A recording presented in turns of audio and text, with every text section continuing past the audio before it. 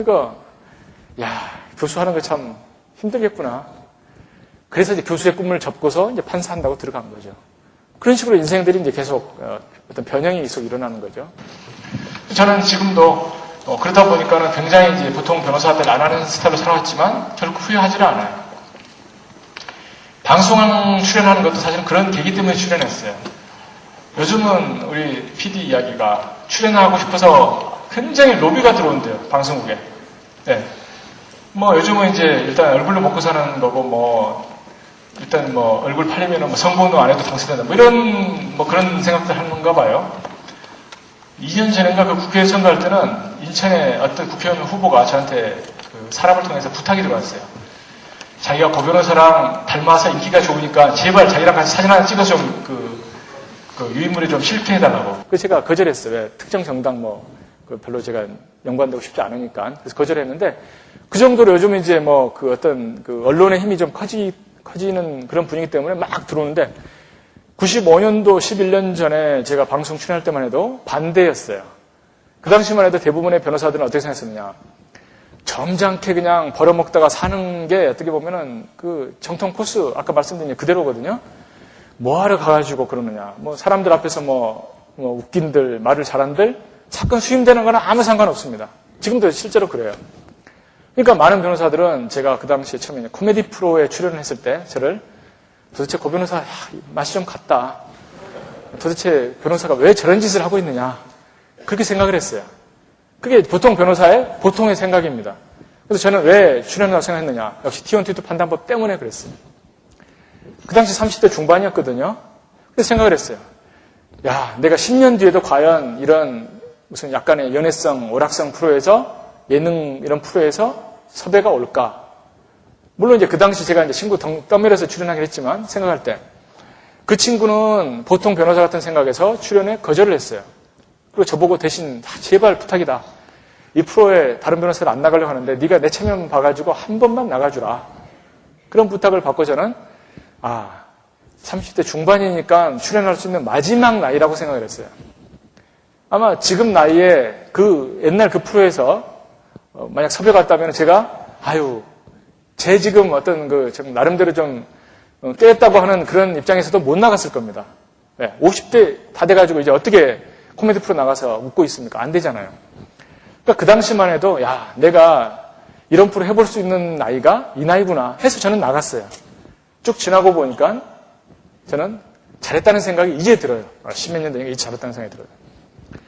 또 행정고시 같은 경우도 그 당시에는 분명히 T1T2 판단법 때문에 한 거죠. 그랬을 때 저는 많은 사람들이 저한테 욕을 했어요. 왜 욕을 했느냐. 사법시험만 붙으면 되지 왜 행정고시 해가지고 한 사람을 떨어뜨리느냐. 이런 거죠. 물론 그때 300명을 그 정원을 이제 두고서 선발을 했지만 실제로 커트라인에 걸린 사람들 때문에 298명을 뽑았어요. 그러니까 저는 지금도 항변하죠. 저 때문에 한 명이 떨어진 거 아니다. 어차피 300명 안 뽑았다. 이제 이런 항변을 이제 하지만 아무도 이제 그런 관심이 없는 거고. 여하간에 살아오면서 자꾸 아는 사람들이 네가 괜히 외식 봐서 한 사람 떨어뜨리고 행실 봐서 한 사람 떨어뜨리다. 안 봐도 되는 걸 왜 했느냐. 네 인생에 꼭 행실을 봐야 되느냐. 실제로 저는 공무원 행정부 쪽으로 안 갔기 때문에 결과적으로는 필요 없는 시험이 됐어요. 결과적으로는. 그 당시 많은 사람들이 저한테 그런 식으로 쓸데없는 일 한다는 일을 했어요. 근데 지나고 보니까 저는 후회하지를 않아요. 왜 그러느냐. 행시 동기생이 300명인데 지금 저희가 80년대, 80년대 전에, 70년대 후반에 합격했으니까 지금 벌써, 벌써 몇 년 됐죠? 27년 됐죠? 제 계산이 맞나요? 그렇죠? 27년 됐어요. 근데 27년 세월이 지나는 동안에, 그 당시 정말 저랑 비슷하게 어렸던 그런 동기생들이 중앙부처에 전부 국장, 지금 차관, 차관부 다 들어가 있어요. 국회의원도 4명에다가 시장군수 합치면 또 그런 친구들, 시장군수가 벌써 또 5명. 그러니까 전부 사회에서 한 자리씩 하는 친구들이더라 그런 이야기예요. 그러니까 지금은 도움을 굉장히 많이 받아요. 같이 근무도 안 했지만 제가 행정고시 1등 났기 때문에 제가 이번에 투자자문서 차릴 때도 금감위 갔더니 국장 2사람이 저희 동기생이에요. 아무래도 고 변호사면 빨리 해주라 그랬을 거 아닙니까? 그렇죠? 그거 무슨 부조리도 아닌데 서류가 안 된 거 해주라는 것도 아니고 그거 괜히 붙잡아 두지 말고 좀 돌려. 그러면 이제 끝나는 일이죠. 그러니까 그런 식으로 어떤 현실적인 도움을 받더라 그런 이야기예요. 현실적인 도움을 받더라. 뭐 한나라당 가면은 뭐 비서실장 뭐 해가지고 우리 동기생들이 다 하고 있고 뭐 그러니까 좀 통해요. 이리저리 사회. 어느 부처를 가더라도 통해요. 제가 서울시 법률고문을 맡고 있는데 서울시만 해도 동기생들이 8명이 또 뭐 구청장, 뭐 부구청장을 하고 있어요. 그러니까 굉장히 도움이 돼요. 아, 내가 그때는 친구 동기생들이 그렇게 도움 줄 거라 생각을 못했지만 역시 할 때 한 가지씩 해버리고 나니까 도움이 되더라는 것을 살면서 깨달게 되는 거죠. 쉽게 말하면 T1, T2 판단법을 그 당시는 분명히 이게 나한테 도움이 된다는 생각을 못하고 한 거지만 하나씩 하다 보니까 되더라. 제가 재작년에 삼성중공업에 가가지고 강의를 할 때 그 이야기를 좀 했어요. T1, T2 판단법을 이제 직원들한테 이야기 해주니까 끝나고 나서 거기에 임원이, 이사가 이제 같이 밥을 먹어요. 그때 정말 굉장히 경치 좋은 데서 마치 그 영빈관 같은 데서 이제 대접을 하더라고요. 그러면서 이제 이사랑 이제 몇 사람이랑 이야기를 하는데 그 이사들 이야기가 고 변호사가 이야기하는 그게 T1, T2 판단법이 배를 만드는 핵심 공정 이론의, 그러니까 공정 이론의 핵심 이론이라 그런 이야기예요. 그럼 또 어떻게 그 생각을 했냐 그래요. 쉽게 말하면은 어떤 그 큰 건설 공사를 하거나 또 배를 만들 때 어떻게 하면은 T1, T2, T3에 의해 가지고 어떤 순서로 배열을 했을 때 이 배를 가장 빨리 싸게 효과적으로 만드나 그걸 생각한다는 거예요. 배를 만드는 사람이 만들고 싶은 부분부터 만들질 않아요. 오늘은 기분이 나니까 자 오늘은 스크류를 만들자. 내일은 기분 나니까 뭐 앞에 뭐 선장실 만들자. 이게 아니라는 거죠. 냉정하게 배가 완공되는 시점까지, 그러니까 인생으로 보면 죽는 시점까지를 놓고서 어떻게 하면 내가 이 순간에 가장 효율적으로 할 수 있는 일이 뭐냐? 내가 꼭 여기서 안 하면 또 놓치는 일이 뭐냐? 시간 순서 가지고 배를 만들어가는 그게 바로 공정의 핵심 이론이더라. 그러면 막 제가 기분이 되게 좋아져요. 야, 저는 무슨 이과계통의 일을 한 것도 아니고 근데 조선의 핵심 공정기술이다. 이론이다. 그러니까 저는 살아오면서 개통 철학처럼 책에다가 쓴 이론인데 그게 바로 핵심 공정 이론이더라. 또 이제 살아오면서 그런 것들도 계속 느끼게 돼요. 제가 한 달 전에 제주도 가서 강의를 했어요. 어떤 강의냐면 한국표준협회라고 하는 데가 있는데 거기는 뭐 우리가 생각할 때는 무슨 못의 어떤 규격을 만드는 이런 어떤 규격협회가 아니라 쉽게 말하면 그 공장이라든가 기업의 그 품질 관리까지도 담당하는 협회더라고요. 품질 관리. 여러분들 품질 관리를 가장 잘하는 회사가 세계적으로 어느 회사인지 아세요? 뭐 아시는 분은 아시겠지만 일본의 도요타 자동차예요. 도요타 자동차. 그러니까 도요타 자동차에서는 지금 미국을 능가하려고 지금 그러고 있죠. 미국의 그전에는 미국에서 가장 생산량이 많았지만 이제 1, 2년 안에 이제 도요타가 미국을 제치고 1등으로 이제 등극을 하게 됩니다. 우리나라에서 많은 좋은 기업들이 지금 나오고 있어요. 정말 옛날에 비하면 정말 좋아졌죠. 우리나라 취직할 때도 많고. 근데 그분 회장님 말씀이 저한테 이런 말씀을 해줘요. 우리나라 대기업이 이제는 정말 잘 나간다. 세계적인 수준으로 품질 관리라든가 공정 관리가 이루어지고 있다. 그래서 옛날에 10년 전 같으면 우리나라에 관광단을 조직합니다. 그래서 유럽에 가서 좋은 기업들 돌아보고 미국 가서 막 시찰 다니죠. 그게 유행을 했었어요. 지금 거의 없어졌습니다. 왜? 이제는 우리나라 안에서 시찰하면 돼요. 포스코, 현대차 이런 데 가서 시찰하게 되면 어떤 핵심 어떤 기업 관리 이론, 품질 관리 이론을 배울 수가 있어요. 근데 유일하게 아직도 시찰하는 기업이 일본의 도요타라는 거예요. 도요타. 그러니까 우리나라 대기업에서 아직도 가서 배워야 될 것이 일본의 도요타다. 근데 도요타인데 도요타가 가서 과연 뭘 배우느냐? 도요타에는 천재가 없어요. 일본은 원래 천재를 키우는 데가 아니죠. 고만고만하게 이렇게 계속 만들어내는데 일본 도요타의 핵심 이론이 뭐냐면 그 전문 용어인가 봐요. 끊임없는 개선이다 이거예요. 도요타가 지금의 도요타가 되기까지는 끊임없는 개선이 있었다는 이야기예요. 끊임없는 개선이라고 하는 것이 말은 쉽죠. 역시 공자님 말씀처럼 끊임없이 개선하자. 말은 좋은데 구체적으로 어떻게 기업에서 실천을 하느냐. 역시 방법론이 중요한데 도요타는 그 방법론을 가지고서 계속 실천하고 있어요. 이를테면 몇 가지 사례가 있는데 이를테면 이런 거예요. 우리나라에서는 자 하루 고된 일이 끝났다. 직원들이 뭐 합니까? 소주집 가가지고 막 소주를 마시면서 야 부장 이사 그 인간도 아니지 말종이지. 야 그럼 뭐 정말 더러운 놈이야. 뭐 또 누구는 뭐 좋아 히히덕거리고 자기들끼리 모여가지고 윗사람을 안주 삼아서 회식을 하고 있어요. 쉽게 말하면 부정적인 걸 가지고서 서로 스트레스 해소를 하고 있어요. 일본에서는 어떻게 하느냐? 도요타에서는 일을 할 때 그 근무하는 공장 옆에 각 직원의 이름이 적힌 수첩이 다 달려있다는 거예요. 한쪽 벽에. 그러다 공장에서 일을 하다가 약간 이게 불편하다 하는 사항이 있으면 바로 가서 적는데요. 불편한 사항을. 또 일하다가 이걸 조금 이렇게 바꿔봤으면 좋겠다는 게 있으면 바로 가서 수첩을 꺼내가지고 자기 이름 옆에다가 기록을 한다는 거예요. 그러고 나서 일이 끝나면 모여가지고 남들은 윗사람 욕하는 그런 시간에 우리나라에서는 일본 그 도요다에서는 자 오늘 일하는데 뭐 불편한 게 없고 뭐 어떤 개선할 점이 없습니까? 분임조 토의를 하고 집에 들어간다는 거예요. 그렇게 되면 오늘 불편한 게 있다. 불편한 건 뭐냐? 결국은 개선할 점이죠. 그러면 자기가 이렇게 하면 좋겠다고 하는 아이디어는 윗사람들이 또 검토 채택을 하는 거고 불편하고 이건 아니다고 하는 아이디어가 있으면 윗사람들이 자기가 해결 못하면 다른 사람들이 또 그 연구소나 이런 데서 해가지고 해결한다는 거죠.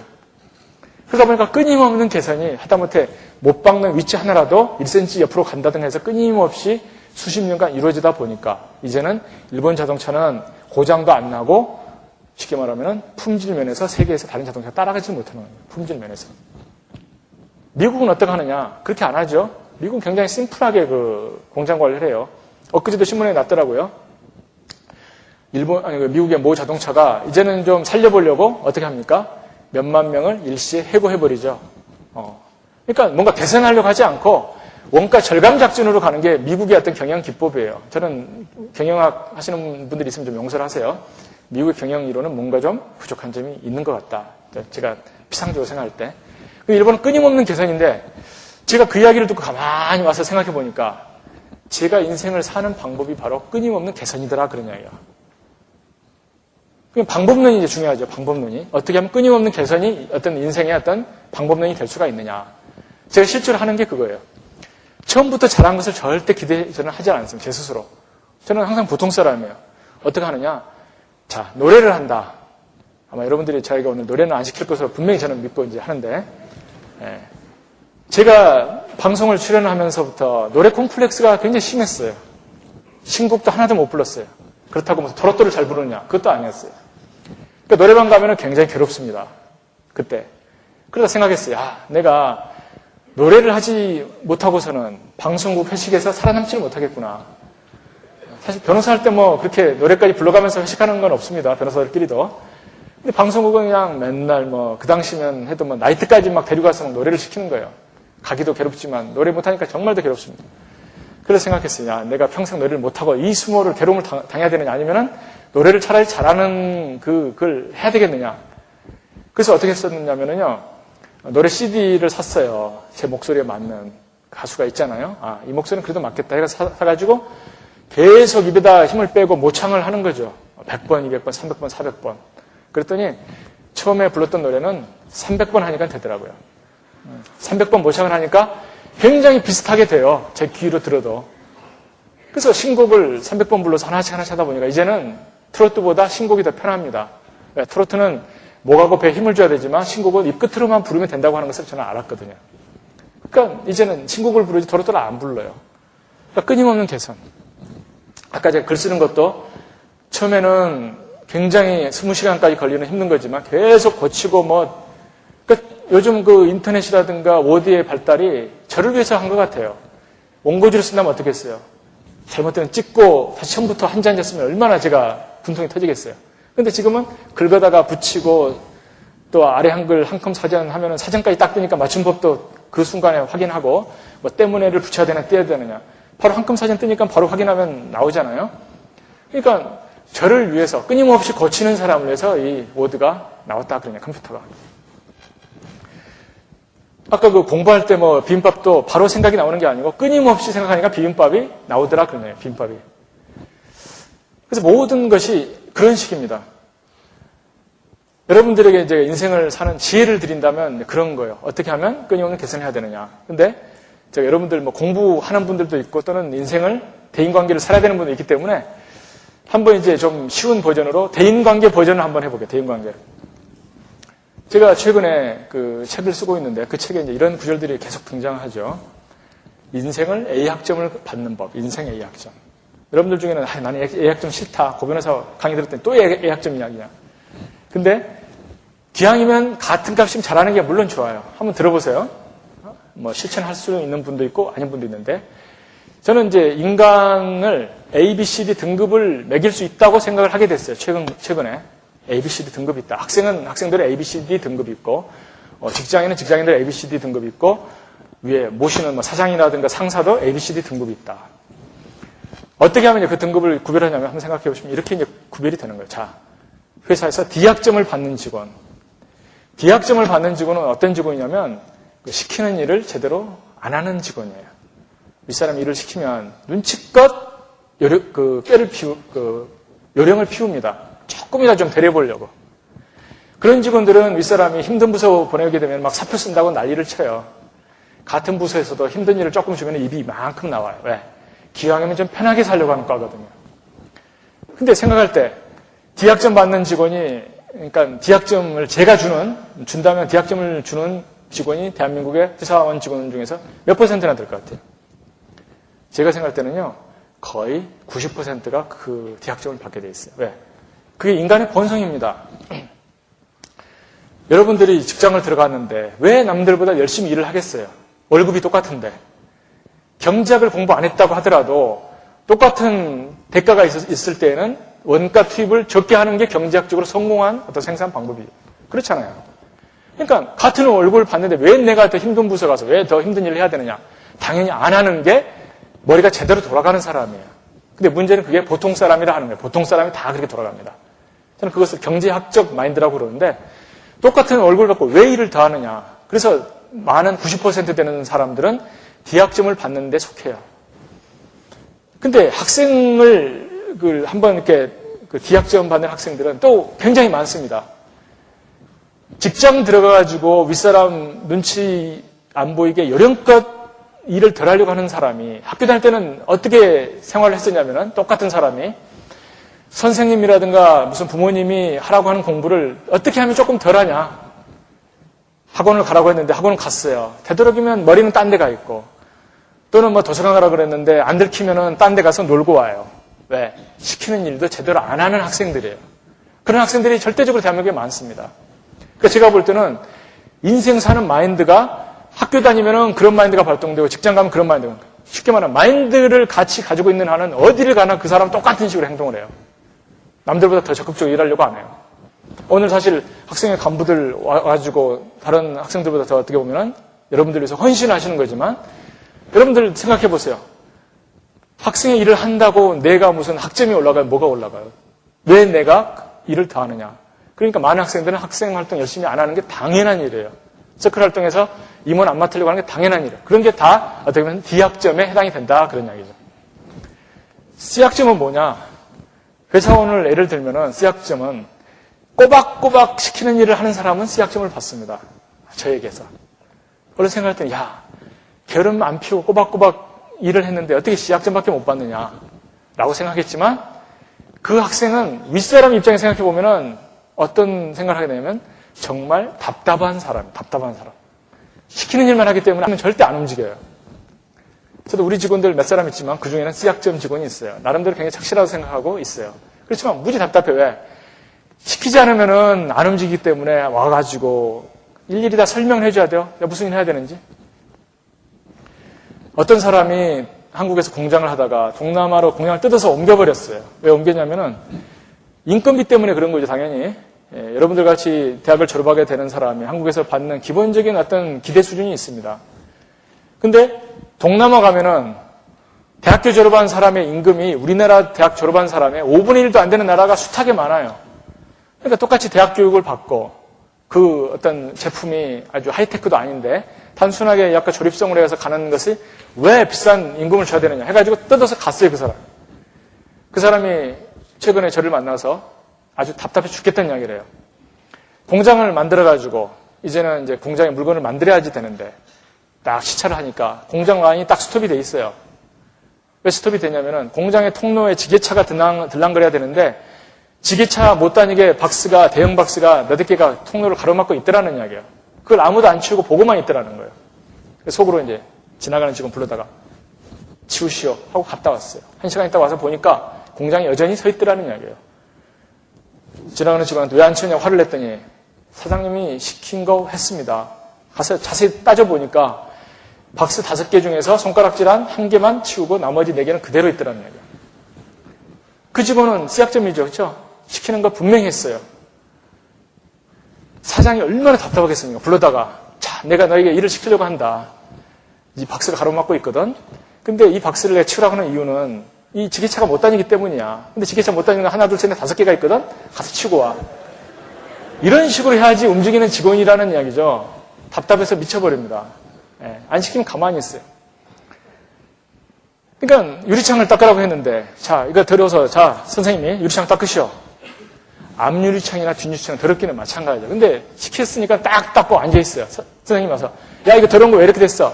선생님이 이거 시켰잖아요. 학교 다닐 때는 이렇게 하는 학생이라 그런 이야기죠. 쉽게 말하면 더러우면 알아서 치워줘야지 그걸 시키는 것만. 그러니까 담배꽁초 자, 집으라고 했으면 선생님은 이 담배꽁초 같은 거 다 치우라고 하는 뜻에서 치우라고 한 거지. 이것만 치우라고 했겠습니까? 근데 많은 회사 직원들은 시키는 일만 그런 식으로 하고 있더라 그런 이야기예요. 학교 다닐 때도 자기가 지금 공부해야 될 분량이 분명히 있어요. 선생님이 시킵니다. 자, 과제물을 내줘요. 그것만 딱 하고 있는 학생은 역시 C학점밖에 못 받고 남보다 결코 잘할 수 없다 이거죠. 자, B학점 직원은 어떠느냐? 궁금하죠? C가 아니면 이제 B인데 B학점 직원은 쉽게 말하면 시키는 뜻을 알고서 하는 사람이 B학점을 받을 수가 있어요. 윗사람이 나한테 이걸 치우라고 했을 때 아, 이거 다 걷어내야 되겠구나. 다 걷어내는 거예요. 뭐 요즘 우차사에 나오는 길룡이처럼 뭐 땅굴을 파서라도 하고 오겠습니다. 시키는 거 그렇죠? 막혔다고 돌아온 학생은 그 직원은 C밖에 안 되죠. 갔더니 막혔대 와가지고 딱 해요. 그것도 보고를 제대로 해주면 좋은데 요즘 어떤 공무원들은 복지부동이죠. 가가지고 막혔으면 돌아가서 가만히 있어요. 일이 된 줄 알고 윗사람이 불러서 물어봐요. 너 왜 이렇게 일 안 했느냐? 갔더니 막혔대요. 그럼 그 윗사람이 야 돌아서 가야지. 그걸 막히면 돌아오면 되느냐?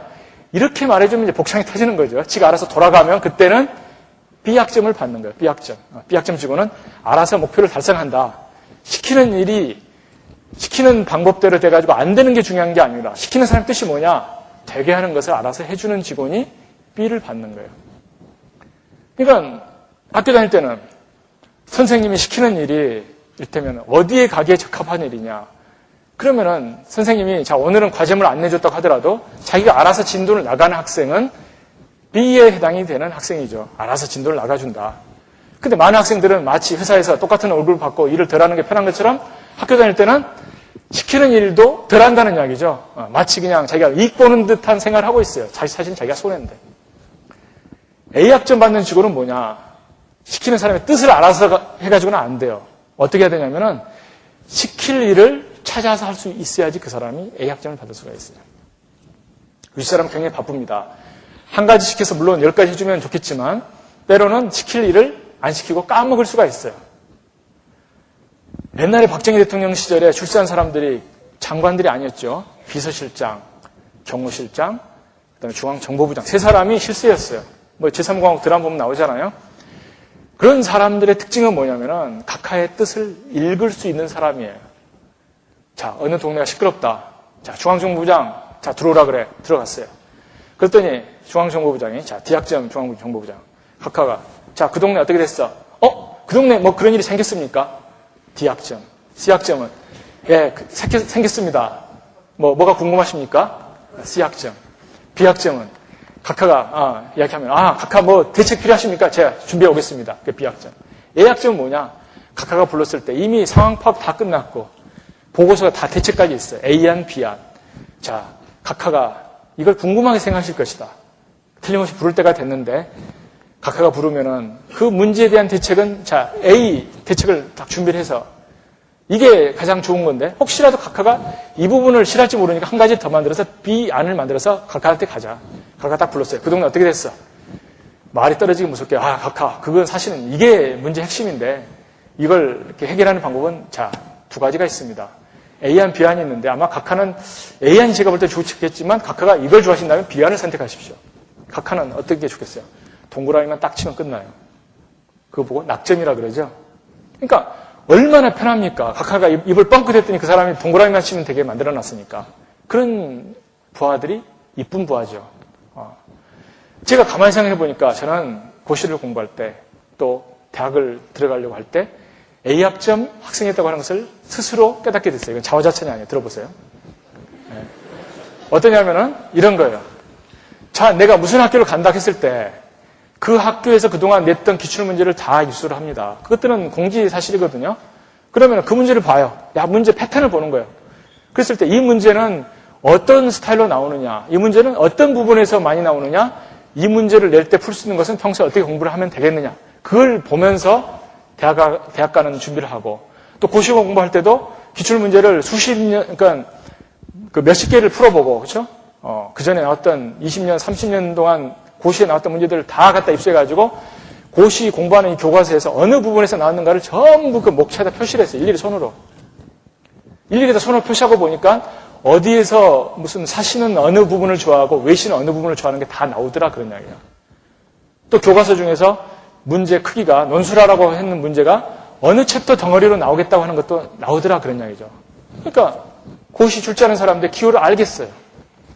또 고시답안을 쓸 때 무엇에 대해 논하라. 아는 것을 쓰는 게 고시답안이 아니라 이 문제가 왜 나왔을까? 그 많고 많은 교과서의 그 많은 내용 중에서 왜 이번 시험에 이것을 논하라는 문제가 왜 나왔을까 생각해 보게 되면은 출제자의 의도가 조금 보이더라 그런 이야기예요. 그 생각을 안 하고 문제만 쓸 때와 출제자의 의도를 생각하고 답을 쓸 때는 다르더라 그런 이야기예요.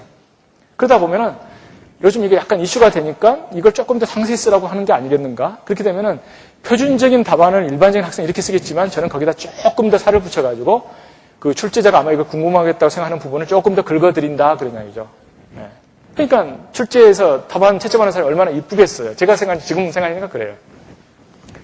그러니까 여러분들이 뭘 생각하셔야 되냐면은 내 스스로 그냥 해야 될 것만 해야 된다. 그게 인생이 아니라 남들이 나에게 뭘 바라는가, 내가 뭘 하면 목적을 달성하는가를 찾아서 하라 그런 이야기죠. 제가 최근에 그 투자자문사를 설립해가지고 저는 이런 생각을 그런 A학점 어떤 사업을 하겠다 생각을 했어요. 지금까지 투자자문사가 어떤 식으로 비즈니스 해왔냐면은 개별적으로 투자자문 계약을 해가지고 그 수탁을 받아요. 그러고 나서 그 고객을 위해서 HTS에서 주문을 내는 그런 스타일의 주문을 해왔어요. 그러다 보니까 어떤 그 한계가 있냐면은 고객이 100명 이상 되게 되면은 HTS 띄웠다가 죽였다 못하기 때문에 주문을 못 내더라 그런 이야기예요. 전산을 가지고서 이렇게 하는 것도 있지만 그것도 약간 편법성이고. 그래서 그것은 일테면 기존의 어떤 틀이죠. 그러니까 만약에 기존 틀 가지고 하면 제가 아마 C학점 사업밖에는 못할 거예요. 그래서 제가 그렇게 해서는 안 되겠다. 돌아가는 방법이 뭐가 있느냐 하니까는 증권사랑 내가 제휴해가지고 내가 증권사한테 일괄해서 그 자문을 해주고 증권사가 고객들 돈을 받아서 돈을 모으라고 하면 되겠구나. 그게 꼭 펀드가 아니라도 되겠구나 하는 것을 법을 찾아보니까 돌아가는 구멍이 있더라 그런 이야기죠. 그러니까 저는 편하죠. 증권사 모든 지점에서 고 변호사가 무슨 투자 상품을 내놨다. 자, 가입해라. 다 돈을 받으면 저는 고객과 1대1 계약을 하는 그 수고를 할 필요가 없죠. 돈을 다 모아주면 한 큐에 그걸 돌릴 수가 있어요. 그럼 제가 1000명, 2000명 다 돌릴 수가 있습니다. 그게 어떻게 보면 당연한 이야기인데 지금까지 투자 자문사들이 그런 비즈니스 구조를 생각 안 했더라 그런 이야기예요. 그런 식으로. 그래서 저는 이제 홈페이지 이번에 이제 로드 에셋이라 그래서 홈페이지를 만들겠는데 여러분 혹시 궁금하면 들어가 보세요. LORD 그 주님 할 때 로드죠. 에셋 그 자산 asset.com인데 왜 들어가 보라고 그러냐면은 그 홈페이지에 실린 모든 자료나 내용들이 전부 제가 한 글자 한 글자 다 손으로 만든 겁니다. 투자 상품 설명, 회사 설명 다 설명 만든 거예요. 그러니까 누구도 저에게 그것을 가르쳐주지가 않죠. 만약에 제가 C학점으로 인생을 산다고 그랬으면은 누가 저한테 시키는 일만 했기 때문에 저는 시킴을 당한 바가 없기 때문에 못 만들죠. 그렇죠? B학점을 가지고 하려고 해도 누가 시켜줘야지 그 뜻을 가지고 하는데 시키는 사람이 없기 때문에 역시 B학점 그 상황이 아니죠. 쉽게 말하면 제가 비즈니스 구도를 생각해서 만들어서 직원들한테 방향을 제시해 줘야 되는 거죠. 그러니까 A학점이 아니면은 결코 CEO가 될 수 없다는 생각을 제가 깨닫게 됐어요. 또 승진할 사람은 당연히 B학점 정도는 돼야 돼요. 왜? 시키는 사람의 뜻을 알고서 움직여줘야지만 그 자리로 올라갔을 때 아랫사람들을 또 시킬 수가 있죠. 그러니까 여러분들이 C학점으로 인생을 살게 되면 영원히 출세하는 것은 포기하지 돼. 왜? 시키는 일만 하는 사람이기 때문에. 그래서 저는 인생이라고 하는 것은 시키는 일을 당하는 게 아니라 이제 시킬 수가 있어야 되겠구나. 그러려면 시키는 사람의 뜻을 알아야 되겠구나. 그게 저는 대인관계에 있어서 기본이라고 생각합니다. 대인관계.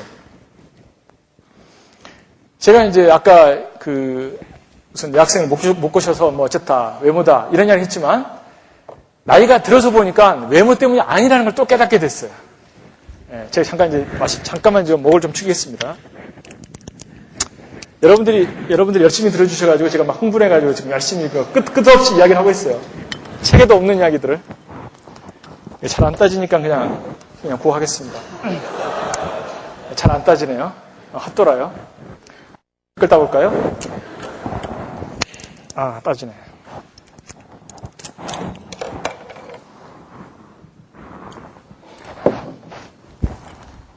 그러니까 이제 대인관계에서도 A, B, C, D로 하면은 되겠다. 제가 여자 못 꼬셨다는 이야기를 했는데 그 당시는 이제 제가 대학교 때는 사실 말을 못하고 또 가장 그 문제가 있었던 부분은 저는 이제 그 한국 교육이 낳은 어떻게 보면은 대학교 때만 해도 실패작이었어요. 지금은 제 스스로 이제 성공작으로 가려고 노력을 하는데 왜 실패작이냐? 대한민국 교육의 가장 큰 부분의 문제점은 뭐냐면은 혼자 열심히 해야지 성공하는 사람을 만드는 교육이다 그런 얘기예요. 제가 고시를 합격할 때 친구들하고 사귈 필요가 없어요. 혼자 그냥 학교만 출석하고 죽어라 공부하면 합격을 하는 겁니다. 17시간 공부하면 돼요. 삼성전자에서 무슨 몇 기가 무슨 낸드 플래시 메모리를 개발한다. 옆에 친구들하고 사귈 필요가 없죠. 자기가 죽어라 해가지고 빨리 그걸 만들어서 다른 경쟁의 무슨 그런 데보다도 빨리 발표를 하는 게 그게 순서죠. 그러니까 이과라든가 연구 계통은 혼자 죽어라고 해가지고 정말 집중해서 이과로 TC 제곱이 그대로 반영이 되는 게 혼자 하는 어떤 공부라든가 노력이에요. 그래서 저는 인생을 살다 보니까 그거 가지고는 안 된다고 하는 것을 점점 깨닫게 됐어요. 아까 제가 ABCD 등급을 먹인 것처럼 내가 대학교 때 여학생을 못 꼬셨던 그 이유가 뭘까? 그러니까 여학생한테 거의 100명한테 노력을 해봤지만 안 됐던 이유가 도대체 뭘까? 그랬더니 바로 상대방을 배려하는 게 그게 훈련이 안 돼서 그렇다는 걸 깨달았어요. 제가 교회를 다닙니다. 저는 나름대로 굉장히 독실하게 믿으려고 노력을 해요. 그러니까 제가 이 볼펜을 꽂고 다니는데 여기 보면은 그 십자가가 있어요. 스위스 암이기 때문에. 스위스 암이 이 볼펜만이 제가 가장 가슴에 가까운데 이제 십자가를 지니는 그런 수단이라는 것을 알아가지고 이제 하고 다니는데, 근데 교회를 가서 제가 이제 10몇 년째 봉사활동을 합니다. 가서 무료 법률 상담을 해요. 평일날은 너무 바쁘기 때문에 전화 받을 틈도 없죠. 더구나 모르는 사람이 공짜로 물어보는 거 대답하기는 굉장히 어려워요. 근데 이제 한 달에 한 번만큼은 아주 그냥 반나절을 완전히 풀로 교회에서 궁금한 사람들 그냥 계속 상담해줘요. 10분 정도 한 번 가면 상담을 하게 되는데, 근데 상담할 때 보니까 바로 내 책상 건너편에 결혼 상담 또 그 부스가 있어요. 그래서 그분이 굉장히 열심히 하더라고요. 요즘 무슨 듀오라든가 선우 이런 그 좋은 그런 업체들 있죠. 요즘 그거 통해서도 많이 지금 결혼을 하시더라고요. 그 성공한 케이스를 많이 봤어요. 근데 교회에서는 무료입니다. 이게 무료. 두 사람의 조건을 다 맞춰가지고 부모가 뭐 하는가, 또구나 이제 같은 교회에 다니고 같은 종교를 가지고 있기 때문에 조금 더 잘 될 것처럼 저는 생각을 했어요. 그래서 어느 날 그 권사님한테, 권사님 그렇게 열심히 하시는데 1년에 몇 건씩이나 성사를 하십니까? 저는 물어볼 때 속 생각으로 아마 한 10건은 성사를 할 것 같다는 생각을 하고 이제 여쭤본 거죠. 그랬더니 그 권사님 말씀이 최근 1년 동안 한 건도 성사를 못했습니다. 라는 대답을 하더라고요. 그래서 제가 그냥 의아했어요. 그 권사님 굉장히 열심히 이렇게 짝짓기 하는 것을 봤기 때문에 뭔가 성과가 많이 있는 게 당연하다고 생각했었는데 전혀 의외의 답변을 하셨어요. 그래서 권사님한테 그럼 뭐가 문제입니까를 물어봤어요. 그랬더니 그 권사님 이야기가 교회 다니는 남자가 조금 숫자가 적은 것도 있지만 근본적으로 교회 다니는 남자를 떠나서 대한민국 그 남자들이, 젊은 남자들이 상대방에 대한 생각을 전혀 못하는 사람들이더라. 그러냐, 대부분이. 그래서 이런 이야기를 해줘요. 자, 남자랑 여자랑 이제 괜찮다. 조건을 다 맞춰가지고 이제 이렇게 주선을 해준대요. 그랬을 때 둘이 딱 앉아가지고, 이제 메뉴판을 보고 이제 음식을 고르죠. 그럴 때 대부분의 남자들이 이런 식으로 답변을 한다는 거예요. 메뉴판을 딱 보면서, 제가 이 집 여러 번 와가지고 잘 알거든요. 이 집에서 제일 맛있는 건 이거예요. 이거 2개 시키면 됩니다. 하면서 뭐 2개 달라고 하는 거. 쉽게 말하면 여자한테 뭐 먹겠냐는 것을 안 물어본다는 거예요.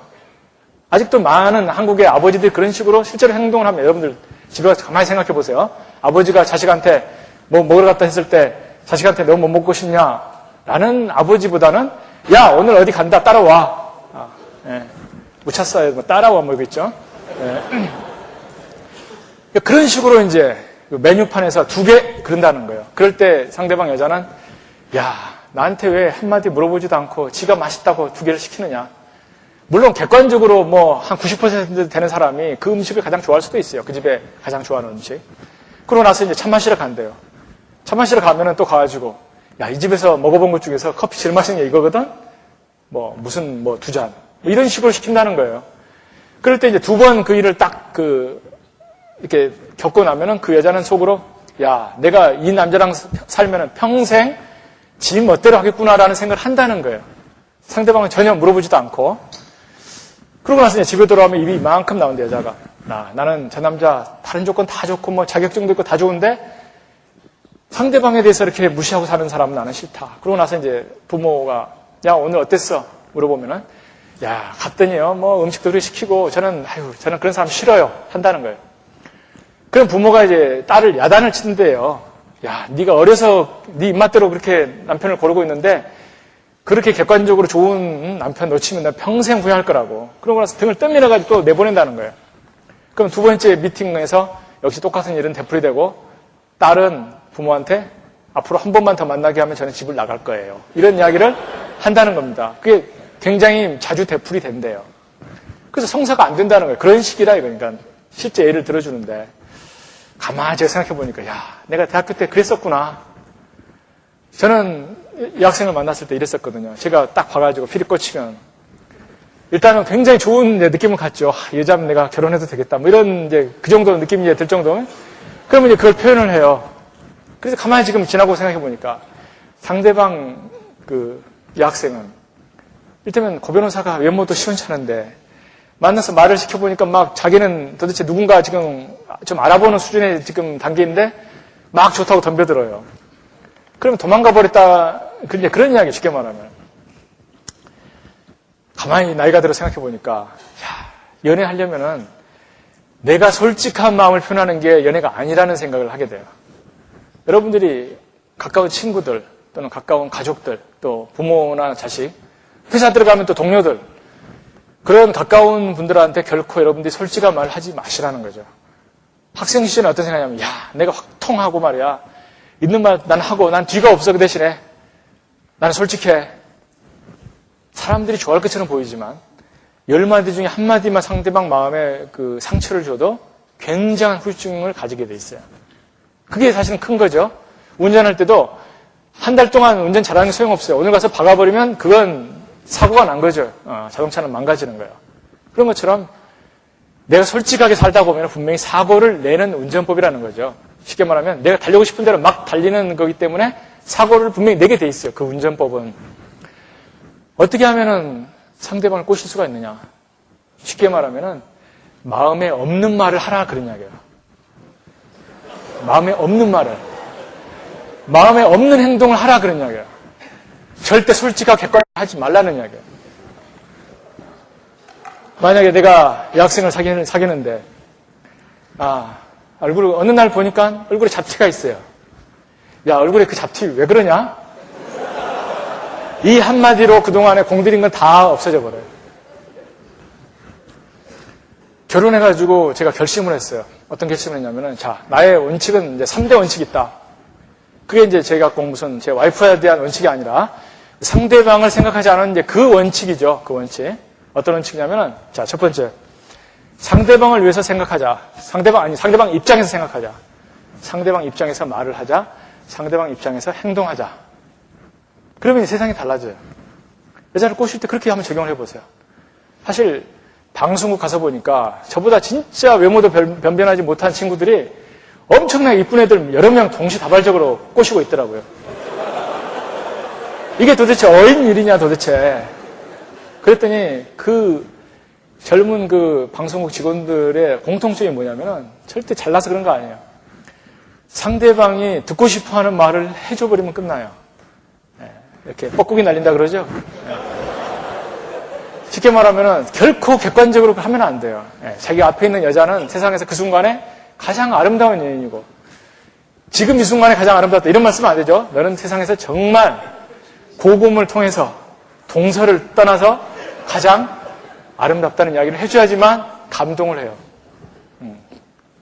그게 결코 마음에 없는 이야기일지 모르지만 그게 이제 상대방 쉽게 말하면 상대방 마음으로 움직이려면 상대방이 원하는 것을 해주라 그런 이야기죠. 여자친구 사귈 때 자 영화 보러 가자. 그랬더니 요즘 괴물의 인기라고 그러더라. 근데 만나는 여학생이 괴물 뭐 그거 요즘 뭐 사람들은 많이 가지만 뭐 그 흉측하고 그 재미가 있겠어? 나는 보기도 싫어. 이거 재밌는데 너 안 보면 사람 뒤떨어져. 이렇게 되면은 이를테면은 이제 이게 전화가 아니고요. 지금 1시간 40분 지났다는 이야기예요. 강의 시작한 지. 잊어버리시고 조금만 더 하겠습니다. 괜찮죠? 네. 갑자기 어디까지 했더라? 괴물 이야기 하다가 말았죠. 그러니까 그렇게 다투면은 관계는 깨지는 겁니다. 나는 괴물이고 나는 뭐다. 이건 깨져요. 그러니까 자, 내가 남자다. 자, 대학 시절로 돌아갔어요. 여학생을 만났어요. 자, 시간 좀 내줘서 고맙습니다. 자, 만났어요. 영화 보러 갑시다. 뭐 보시겠습니까? 물어봐야 되겠죠. 그랬더니 괴물이다? 사실 저는 괴물을 별로 보고 실망을 했거든요. 괴물. 그 순간에 반색을 해야 됩니다. 나도 이 생각을 했는데 어쩜 이렇게 필이 통하느냐. 나도 보고 싶었다. 또 음식 먹으러 갈 때, 야, 어디 잘하는 집 있어. 절대 이런 말 해서는 안 되죠. 야, 뭐 좋아해? 딱 이야기를 하죠. 근데 먹어본, 어디가 잘하든 이렇게 물어봐야 돼요. 그러고 나서 뭐라 그러면은 나도 그걸 먹고 싶었다. 가서 먹어보고, 야, 역시 네 입맛 정말 대단하다. 역시 맛있다. 괜히 먹고 나서 난 짬뽕 먹은 게 낫다. 이런 말을 절대 해서는 안 된다는 이야기죠. 스파게티 먹었더니 니길거린다. 이런 이야기 절대 하면 안 된다는 이야기죠. 왜? 상대방은 그 말을 듣고 싶어 하질 않아요. 상대방 입장에서 그걸 좋아하겠습니까? 그래서 제가 결혼할 때 그 3대 원칙을 우리 와이프한테 이제 적용하기로 결심을 딱 하고 결혼을 했어요. 물론 이제 그 사귀는 동안에 그 작전이 주요한 거죠. 네. 결혼을 딱 하고 나서 이제 아침에 눈을 딱 떴습니다. 저희 와이프도 신문사 기자이기 때문에 맞벌이에요. 물론 이제 저한테 벌어오는 거 주지 않고 자기가 혼자서 다 저금해버려요. 적금 이번에 휴직했는데 계속 적금 붓고 있어요. 제가 저한테 돈 달라 그래서. 근데 여하간, 그건 이제 중요한 게 아니고, 그 당시 이제 아침에 눈을 딱 떴어요. 결혼하고 나서 이제 첫날 눈을 뜬 거죠. 뭐가 가장 저의 머릿속에 현안이었냐면, 아침밥을 과연 차려달라고 해야 되는가? 아니면은 가만히 있을 때 어떻게 아침밥을 지금 해야 되는 상황인가가 굉장히 저는 그게 굉장히 궁금했어요. 그렇잖아요. 두 사람이 지금 아침에 눈을 떴습니다. 전날 밤에 누가 아침 차리자 이런 말도 안 했어요. 그럴 때 저는 속으로 이런 생각을 했죠. 야, 요즘 양성평등 시대인데 남녀 평등이라고만 해도 좀 찍힙니다. 왜 남자를 앞에 붙이냐 이러죠. 양성평등이 이제 올바른 어법인데 양성평등에서 똑같이 출근해야 되고 더구나 신문사를 1시간 빨리 가야 되는데 어떻게 잠을 더 자야 되는 아내한테 일찍 일어나서 나에게 밥을 차려달라고 하겠느냐. 저는 그 이야기는 절대 안 하겠다 결심을 하고 결혼했어요. 속으로. 물론 그걸 아내한테 이야기하지는 않았죠. 아침에 눈 뜨니까 그게 걱정이 되죠. 근데 아내가 저한테 한마디를 던졌어요. 그게 저를 아주 감동시켰어요. 뭐겠어요? 아침밥 뭘 차려줄까요? 그 이야기는 자기가 차리겠다는 이야기죠. 그것도 오늘만 차린다는 이야기가 아니라 잘하면 계속 차린다는 이야기죠. 야, 이거 내 인생 이제 드디어 혈압이 드디어 이제 꽃이 피는구나. 그래서 이제 뭘 먹겠냐고 하는 그 질문에 제가 사실 이제 당황하면서도 사실 어제부터 음식을 준비한 건 아니거든요. 그래서 제가 출근해야 되는데 지금 진수성찬 차려달라고 어차피 안 되는 이야기고 김치하고 밥만 달라고 그랬어요. 김치하고 밥만 있으면 되지 뭐. 여러분들도 가끔 그런 이야기 하죠. 배고플 때 집에 가서 김치하고 밥만 있으면 먹는다. 근데 사실 김치는 결혼하기 전에 이미 냉장고에 있었어요. 제가 결혼 전부터 먹던 게 있었습니다. 3가지가. 밥은 요즘은 치즈만 넣으면 올라오잖아요. 그렇죠? 눈치를 보니까 밥 딱 얹어가지고 이제 15분 지나면 밥이 올라오고 김치만 딱 3개 놓이는 그런 분위기예요. 제가 속으로 후회를 했습니다. 이 정도는 내가 먼저 생색을 낼걸. 그 정도는 저도 할 수 있어요. 제가 설거지도 잘하고 잘합니다. 그러니까 제가 이제 약간의 김이 샜어요. 그러니까 저는 굉장히 표정 관리를 하는 사람인데 그 순간에 약간 표정이 약간 일그러졌나 봐요. 그랬더니 아내가 저에게 생선을 구워줄까? 또 제의를 했어요. 그 순간에 또 감동한 거죠.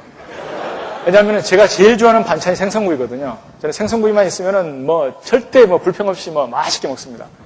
그래서 굉장히 감동을 했어요. 근데 그 다음에 또 바로 또 실망으로 들어갔어요. 왜 실망이냐? 냉동실에서 지난 추석 때 들어온 거, 안 먹고 남은 거 두툼한 거 하나 꺼내는데 이게 얼음덩어리예요. 아침에 그 얼음덩어리 석쇠에다가 아무래도 해보세요. 구워지나. 여러분들 당장 내일 가서 한번 시험해보세요. 냉동실에 큰 뭐 고등 한번 얼려가지고 바로 그냥 가스불에 구워보세요. 이게 녹지를 않는다고요. 근데 당장 출근해야 되는데 얼음을 지금 굽고 있는 거예요. 지금 상황에. 야, 그러니까 제가 그 모습을 보면서 속으로 가슴이 찢어졌어요. 왜 찢어졌느냐? 저는 그 정도는 알아요. 그러니까 그 정도라는 게 뭐냐면 음식을 생선을 구우려면은 전날 밤에 냉동실에서 꺼내놔야 됩니다. 여러분들 남자들 다 알아두세요. 자취하는 학생들은 아마 알 텐데 전날 냉동실에서 꺼내가지고 여름에는 싱크대에 갖다 놓으면 안 되죠. 변하죠. 그러니까 냉장실로 내려놓고 밤사이 해동이 자연히 되는 거죠. 그 온도로. 또 겨울 같으면은 싱크대에다가 올려놓으면 자연스럽게 밤사이에 그게 녹아요. 그러면 아침에 말랑말랑할 때 구우면 잘 구워집니다. 속으로 이 기본도 모르고 시집와가지고 말이야. 참 내가 그렇다고 냉동실에 꺼내라는 말까지 하기는 정말 자존심이 서로 상하는 거죠. 그러고 있으니까 이제 뭐 무슨 전자레인지다 돌려보고 뭐 온갖 쇼를 합니다. 그랬더니 이게 제대로 되지가 않아요. 그러다가 이제 기름을 딱 두르고 이제 굽습니다. 그랬더니 타는 냄새가 요란합니다, 집에. 가운데 뼈 있는 데까지 구우려고 하니까 한쪽은 홀라당 타더라고요. 그래서 제가 이제 처음에는 밥 다 단 줄 알고 김치하고 밥 딱 넣고 이제 딱 앉으려고 했는데 그 막 연기가 자욱하는 그 상황이 이제 진행이 막 이제 한 10몇 분 이상 진행이 되니까 속으로 한심한 거예요. 그럴 때 이제 솔직한 코멘트와 이제 제가 결심한 코멘트 두 가지가 다르죠. 솔직한 코멘트는 뭐냐면 이런 코멘트를 하겠죠. 야, 너 기본도 모르고 도대체 뭐냐 이거. 차라리 나한테 물어봐라. 또 탄 음식 먹으면 이게 사람이 이게 건강 유지가 되겠냐 이거. 탄 음식 먹으면 이거 발암물질이라고 하는데 이거 남편 건강에 이게 지켜지겠냐. 그러려면 차라리 떡 사다 먹자. 이렇게 되는 거죠. 떡 사다 먹자. 그럼 그 이야기를 했으면 어떻게 되겠어요? 앞으로 제 결혼 생활이. 결혼 첫날 아침부터 이제 분위기가 완전히 깨지면서 서로 찡찡해가지고 이제 출근하고 우리 이제 아내는 이제는 나는 밥 이렇게 잔소리 들으면서 안 한다. 집을 치워버릴 거라고요. 내가 아침 1시간 빨리 출근하는데 밥까지 차려줬더니 무슨 좋은 소리는 안 하고 말이야. 뭐 기분 나쁘겠죠, 당연히. 그게 저희 아버지가 제 어머니한테 하는 거예요. 제 아버지가 굉장히 객관적이고 준엄한 분이에요. 그러니까 저희 어머니가 새로운 반찬 하게 되면 항상 아버지한테서 나쁜 소리가 30분 동안 나옵니다. 뭐 맵다, 짜다, 뭐 달다, 뭐 해가지고 잔소리가 심하다 보니까 저희 어머니는 그 검증에 통과된 반찬이 평생 10가지가 안 돼요. 항상 제가 부모님 댁에 가서 항상 그 전에 괴로운 것이 뭐냐면은 갈 때마다 결혼 전에 먹던 반찬이 수십 년 동안 계속 나오는 거예요. 제 어머니 입장 이해가 됩니다. 새로운 반찬 나오면은 제 아버지한테서 항상 서툴다고 잔소리가 나오기 때문에 항상 실패. 그러니까 안 만들어요. 그러니까 야단 맞으면 왜 만들겠어요? 쉽게 말하면은 솔직한 코멘트는 상대방의 길을 꺾어버리고 쉽게 말하면 위축시키는 거죠. 그래서 만약 그렇게 했으면 저는 평생 이제 밥을 못 얻어 먹었을 거예요. 근데 저는 오늘 아침에도 밥을 얻어 먹었어요. 불고기까지 구워줬어요. 왜 이게 가능하냐? 밥을 먹으면서 우리 아내는 탄 그걸 안 먹더라고요. 저는 근데 다 뜯어 먹었어요. 아내 얼굴을 보니까 자기 그 반찬에도 굉장히 지금 우려하는 표정이죠. 예, 지금 막 생선 형체가 다 깨지면서 막 한쪽을 완전히 타버리고. 근데 저는 먹을 수 있는 부분은 다 뜯어 먹으면서 표정 관리를 해서 맛있게. 야, 참 우리 어머니는 석쇠에 구워주시는데 당신이 올리브유에다가 이걸 둘러서 생선을 구워주니까 이건 석쇠에다 구운 것보다 진짜 맛있다. 그러면서 제가 우리 와이프한테 애칭을 지어줬어요. 당신은 오늘부터 푸드 아티스트다. 푸드 아티스트. 당신의 음식 솜씨는 이건 뭐 솜씨가 아니라 예술이다. 그러니까 당신은 푸드 아티스트에 속한다. 그 말을 딱 호칭을 선사해 주니까 아내가 너무너무 좋아하면서 어떻게 했어요? 감동하는 거예요, 감동. 예, 그러니까 자기가 걱정했다가 남편이 뭐 아티스트 칭호를 주니까 사실 뭐 아티스트가 그렇게 쉽게 주는 칭호는 아닌데 그냥 팍 써버렸어요. 그 돈 드는 것도 아니니까. 그러니까는 감동을 해가지고 숟가락을 딱 넣는 순간에 바로 그냥 저희 어머니한테, 시어머니한테 전화를 바로 걸더라고요. 그러면서 어머니, 제가 오늘 신랑 밥상 차려줬는데 뭐라고 말씀하는지 들어보세요. 딱 바꿔줘요. 그럴 때 제가 생선 태워 먹어서 지금 코가 매워 죽겠어요. 그 말을 하면은 완전 이건 아니죠. 어떤 말을 듣고 싶어 했겠어요. 어떤 말을. 칭찬을 듣고 싶어 했겠죠. 그래서 우리 어머니한테, 야, 글쎄 이거 별로 반찬도 안 만들어 본 것 같은 진짜 이거 생선구이 사실 엄마 솜씨가 더 맛있네요. 막 이렇게 막 칭찬해 줬어요. 그랬더니 또 뭐 친정어머니 바꿔서 바로 또 전화를 하고 그래서 이제 어른들한테 다 한 바퀴 전화를 다 칭찬해 주고 나서 이제 출근을 했어요. 그러고 나서는 어떻게 했어요? 신이 났어요, 와이프가. 사실 우리 장모님 말씀을 들어보니까 결혼하기 전에 반찬을 한 번도 안 만들어 봤대요. 그런데도 이렇게 태웠지만 새 작품이 나온 거 아니에요? 근데 그걸 예술품이라고 해놓으니까 신나가지고 퇴근 빨리 하려고 굉장히 애를 써요. 빨리 와서 집에서 반찬을 차리겠다고. 그래서 와가지고 이제 뭐 김치찌개를 또 딱 만들어요. 먹어보니까 무지 매워요. 저희 처가 쪽은 매운 음식을 그렇게 잘 먹습니다. 근데 저는 고시 공부할 때 매운 음식 먹으면 이제 위에 지장이 있기 때문에 슴슴하게 딱 중간에 간을 맞춰서 먹는데 그걸 이제 아는 아내가 반찬을 만들어가지고 김치찌개를 해줬는데 김치찌개 자체는 제가 좋아해요. 근데 매운 거 약간 짜서 했긴 했지만 제가 먹어보니까 어떻게 했어요? 눈물이 피 나와요. 옆에 아내가 이제 보고 있죠. 그러면서 매워? 그러죠. 이때 중요한 거 절대 솔직한 말 하면 안 된다는 거예요. 절대 솔직한 말 하면 안 돼요. 눈물을 흘리더라도 별로 안 매운데 먹을만 한데 정말 맛있다. 이런 답을 해야죠. 저한테 그렇게 답을 했어요. 그랬더니 아내가 제 우는 모습을 이렇게 보고 그 다음에 할 때는 좀 덜 맵게 하더라고요. 그렇지만 일단 김치찌개 맛있다는 그 말에 신이 나가지고 자꾸 김치찌개도 하고 생선도 계속 굽고 한 가지 할 때마다 계속 이건 새로운 예술품이다 이런 호칭을 듣고 그러니까 반찬 가지수가 점점 많아져요. 그래서 한번 생각해 보니까 아버지처럼 정말 솔직하게 아버지의 그 기준에 맞춰서 맵다 짜다를 확실하게 말씀을 하게 되면 어머니는 반찬을 안 만드는 쪽으로 가서 지금 반찬 10가지가 안 되고 저는 생전 반찬 안 난 아내랑 결혼했지만 반찬 가지수는 벌써 10개가 넘어갔어요. 그럼 과연 누가 인생에서 위너가 되겠냐 이거죠. 그러니까 아내, 여러분들 친구한테 그 3대 원칙을 가지고 이야기를 해주라는 거죠. 그 3대 원칙이 A, B, C, D에서 보면은 B하고 A 정도 사이에 가는 거죠. 그러니까 진짜 여자를 꼬시려면은 여자가 생각하지 않았던 것을 해줄 때 그게 A 타입이죠. 여자들은 감동을 하는 거죠. 그러니까 진짜 감동을 하려면 평소에 잘해주는 것보다도 한번 딱 그냥 서프라이즈 그러죠. 깜짝 쇼를 하는 게 딱 감동을 하면서 그 순간에 그냥 여자가 뻑 하는 그게 이제 기술이다 이거죠. 그래서 A타입 인간이 되도록 여러분들은 노력을 하면 좋겠다. 사실 오늘 제가 이제 여러분들이 신나게 들어주기 때문에 혼자 막 취해서 막 이렇게 이야기를 했는데 혹시 여러분들이 듣고 싶어 하지 않은 이야기 했다면 용서를 하세요. 그럼 제가 오늘 A타입 강의를 안 하는 거고 뭐 한 D타입 정도. 그렇지만 제가 신이 나서 했기 때문에 D타입은 아니죠. 그렇죠? 억지로 하는 건 아니고 그렇다고 딱 C도 아니고 약간의 B에서 여러분들이 이제 점수를 약간 더 주면 이제 A타입으로 조금 더 가는 거고 일단 강의를 이제 마치는 이제 결론 이제 순서로 한번 가보겠습니다. 저는 이제 인생을 살고 보니까 여러분들 제 이야기를 듣다 보면은 고 변호사가 머리가 좋아서 그런 게 아니라는 것을 좀 깨달았으면 합니다. 그러니까 모든 조건은 똑같아요. 그게 어떻게 보면 인생은 공정한 게임이에요. 출발점은 머리, 시간, 돈, 뭐 무슨 그런 취향 이런 것이 상관없이 여러분들은 대학을 졸업하는 순간에 똑같은 어떤 출발점에서 뛰어야지 돼요. 그때 과연 나는 얼마나 잘 뛸 수가 있는가를 생각하셔야지 돼요. 그럴 때 저는 여러분들에게 남과 다르게 하는 것을 좀 생각하도록 한번 정말 강하게 말씀을 드리고 싶습니다. 남에게 다르게 산다고 하는 것은 뭐냐면 아까 노력의 기준도 내가 생각하는 기준이 아니라 열심히 하는 사람들은 어떻게 사는가, 그보다 내가 열심히 더 하는가, 덜 하는가를 보고서 덜 한다고 생각이 되면 마음에 좀 채찍질을 가야 되는 거고 내가 남들보다 조금 더 좋은 코스로 간다고 생각했을 때는 더 열심히 노력하라 이거죠. 인생은 분명히 노력을 해야 됩니다.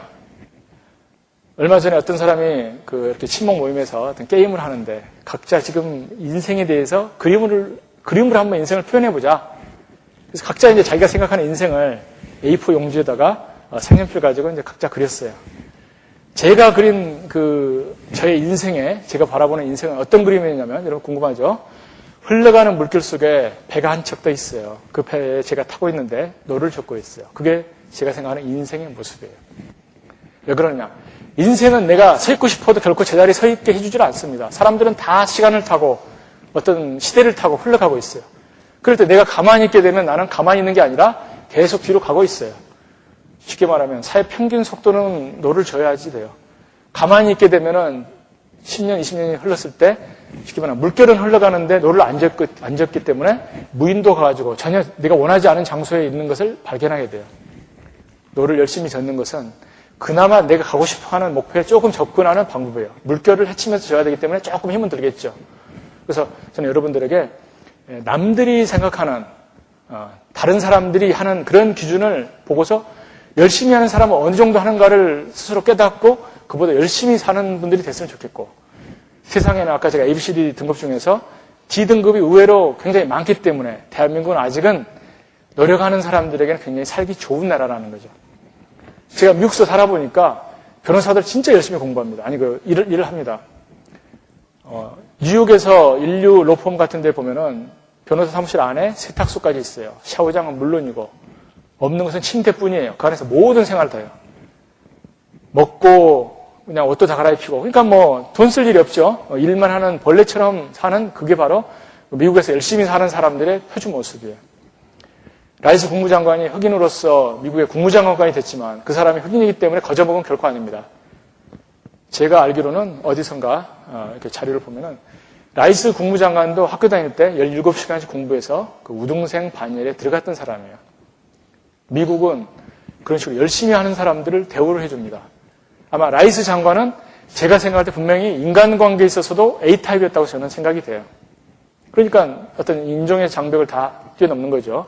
그랬을 때 여러분들은 남들에 대한 기준을 넘어가면서 그 넘어갈 때는 어떤 발상으로 넘어가느냐, 쉽게 말하면은 남의 입장에서 생각하는 훈련을 하시라는 거죠. 내가 학생일 때 과연 우리 교수님은 주관식 에세이 낸다고 했을 때 어떤 리포트가 교수님 마음에 들겠냐, 교수님의 취향을 다 파악해가지고 그 어떤 좋은 걸 하도록 노력을 하는 거. 시험보다 다 마찬가지고. 직장 들어가게 되면은 윗사람의 뜻이 뭔가를 미리미리 파악해서 미리 움직이는 사람이 돼야지만 성공을 한다는 거죠. 일하기 싫어가지고 억지로 움직이는 사람들, 일하기 싫어서 억지로 공부하는 사람 세상에 너무너무 많아요. 대한민국은 의외로 그런 사람이 아직까지도 많다는 게 노력하는 사람들이 굉장히 편한 환경이에요. 저는 그렇게 생각해요. 만약에 미국의 인류대학교처럼 다들 죽어라 공부했을 때 죽어라 공부한다 차이는 절대 안 납니다. 그게 표준적인 기준이기 때문에. 근데 한국은 아직도 여러분들 생각해 보세요. 내 스스로 생각할 때 굉장히 다들 편하게 살고 계신다고 저는 생각이 됩니다. 그 이야기는 뭐냐면은 편하게 살아서는 인생에 결코 차이가 안 난다. 남과 다르게 살려면 어떻게 해야 되느냐? 남과 더 열심히 해야 되지만 그것을 스스로 느낄 수가 있어야지 돼요. 스스로 느끼는 것은 뭐냐? 편한 것은 결코 노력이 아니라는 겁니다. 내가 아무리 열심히 하고 있다고 생각해도 내 스스로 내가 하는 노력에 대해서 고통을 못 느끼게 되는 경우는 모든 사람이 다 그 정도는 한다는 이야기예요. 내가 고통을 느끼는 만큼 노력하면 할수록 고통도 역시 기하급수적으로 커집니다. 여러분들이 내가 과연 남보다 열심히 하느냐, 나는 남들과 대충 사느냐, 그랬을 때 내가 느끼는 고통의 정도에 비례해서 나는 열심히 산다. 나의 노력의 정도는 결국 나의 고통의 정도에 비례한다고 하는 것을 깨닫고 산다 그러면은 내가 열심히 할 때 조금 괴로운 것을 견디는데 조금 위안이 될 거라고 생각하고 또 세월이 지난 다음에 5년, 10년 지나서 한번 제가 드리는 말씀 여러분이 생각한다면 나름대로 의미 있었다 이렇게 생각을 하실 수 있을 것 같습니다. 고맙습니다.